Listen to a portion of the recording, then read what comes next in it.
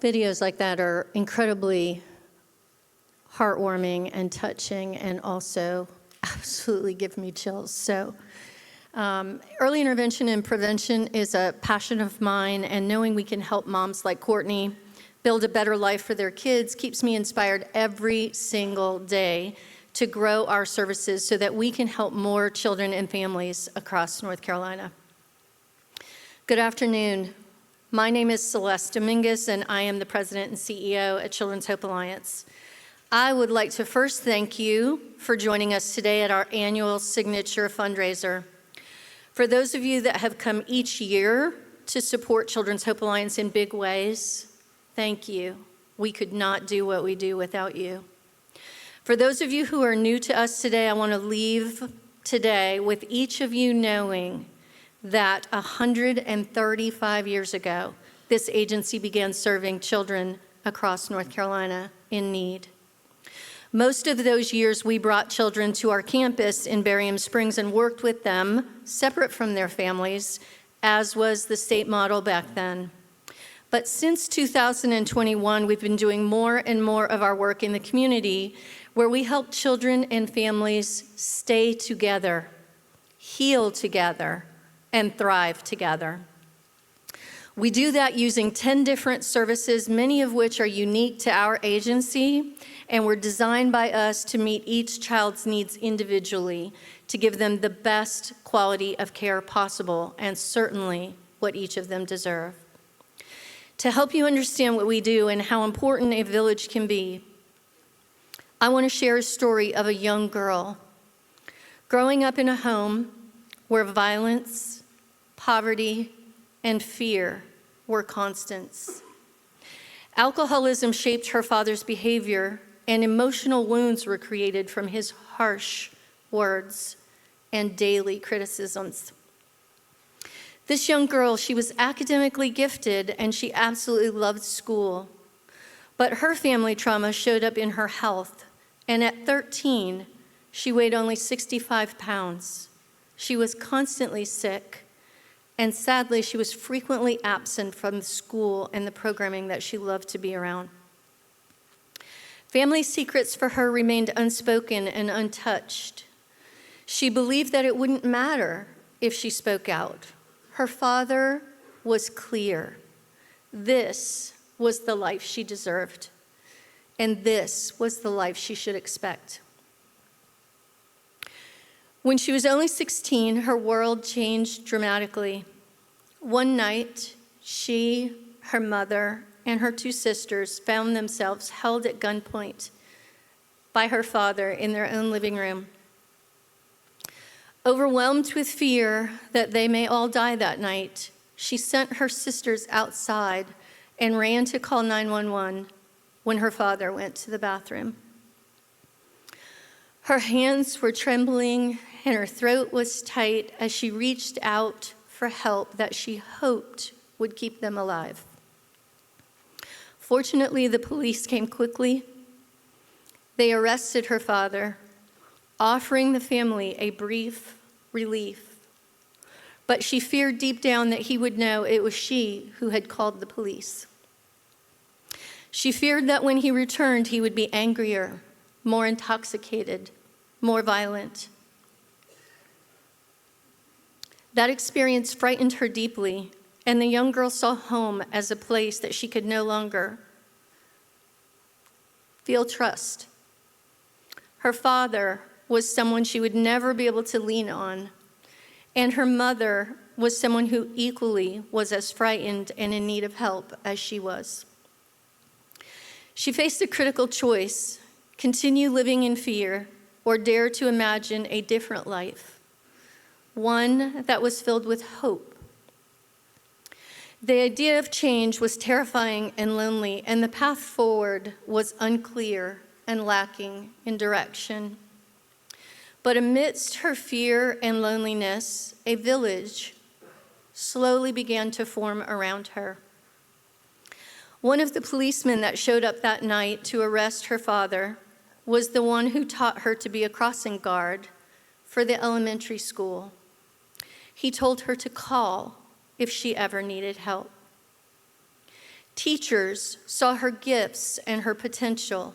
They encouraged her to dream and spent extra time with her before and after school. They nominated her for leadership positions at school, and they checked in on her daily.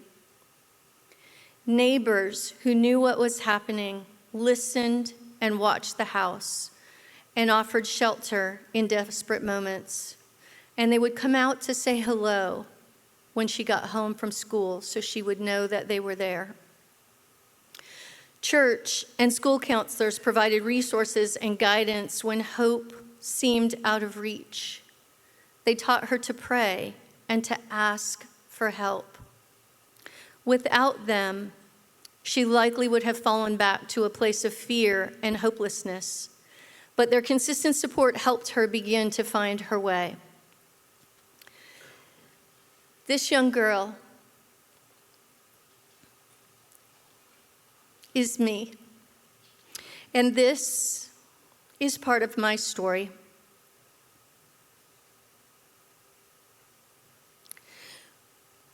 One of the many stories that fuels my passion to help children and families find hope, to believe that healing is possible, and to understand that living a healthy life is difficult and scary, but a worthwhile journey.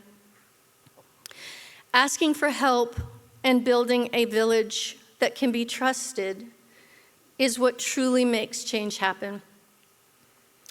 Asking for help after one of the most frightening days of my childhood helped create my village and change my path. Today, I am proud to say that I am the mother of two amazing children. They will always be my babies, but they are young adults. My son is 30. He graduates this week from medical school, and my daughter is 29 and is following in my footsteps to become a clinician and a leader of others. Thank you.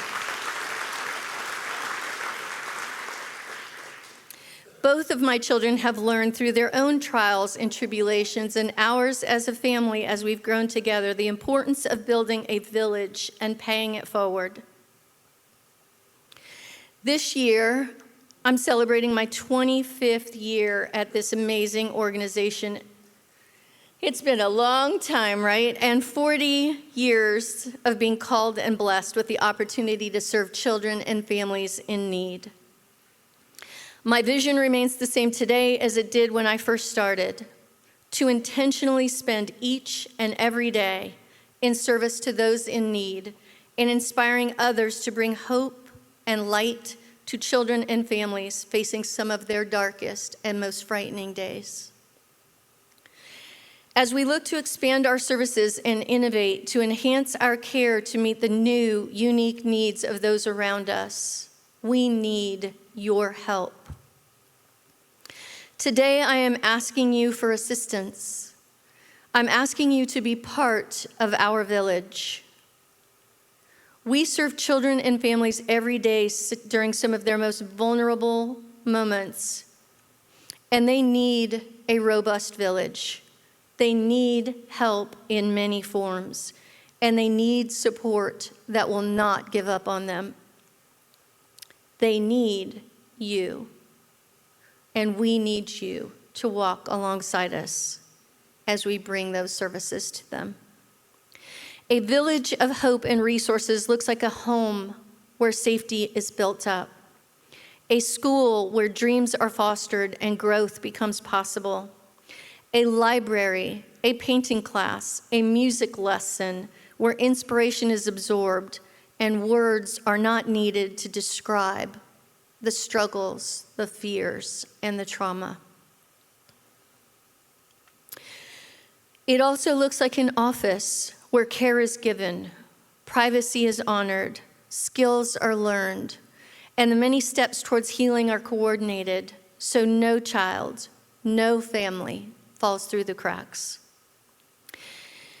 These kids need a village of supporters that will not give up on the children and families that come to us for help every day and will be there when and if they return for a boost later in life.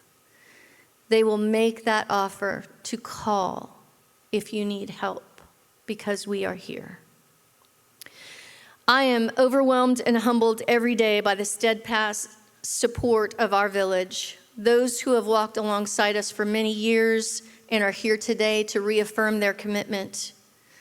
And with the new additions to our village, those of you joining us today with big hearts and a desire to help children and families, we will continue to bring hope, health, healing, and resilience to thousands of children and families in need every year.